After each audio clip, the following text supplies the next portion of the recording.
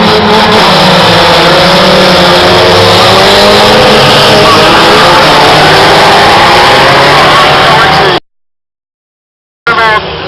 die Rennradteam mit dabei in der 60 Wertklasse.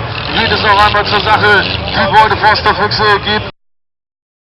Sie haben die ersten 4 Fahrzeuge in der Gesamtwertung. Ich gebe euch gleich nach dem Rennen noch einen kurzen Überblick.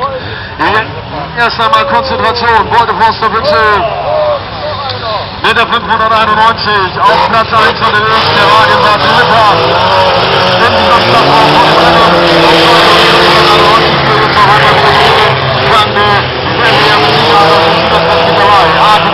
Auf der zweiten Position hier in diesem Lauf. Die Beute Forster Füchse unter morgen noch einmal ihre Favoritenstelle. Startnummer 591 ist das.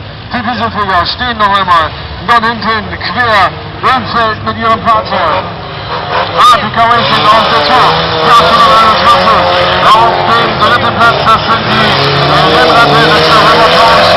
Der auch noch mit dabei ist. Also es ist spannend, wie schon lange nicht mehr. Können die Beute Forster Füchse wirklich alle 3 Podestplätze mit nach Hause nehmen? Der erste von ihnen scheint auf jeden Fall schon mal ein Pokal mitzunehmen. Die Startnummer 591 geht als erstes in die letzte Runde rein und hat weiter die Nase vorn. Martin ist das. Auf der 2 Africa Racing wird noch einmal gehört von den Rennradhelden von Robert Tausch. Und auf der 826 ist noch einmal mit dabei. Das ist Robert Schmidt-Kampf von Höldorf. Hier konzentriert sich auf die Zielfahrt und die Beute Forster Füchse sind so stark in der 60 PS-Klasse, dass sie hier auf jeden Fall schon mal einen Pokal mit nach Hause nehmen. Denn der Martin gewinnt den Lauf souverän und holt sich noch einmal volle Punktzahl. Und damit hat er 48 Punkte in der Gesamtwertung. Auf 2 Rennradtausch von den Rennrad, auf 3 Africa Racing, auf der 4 die 826 über die Ziellinie.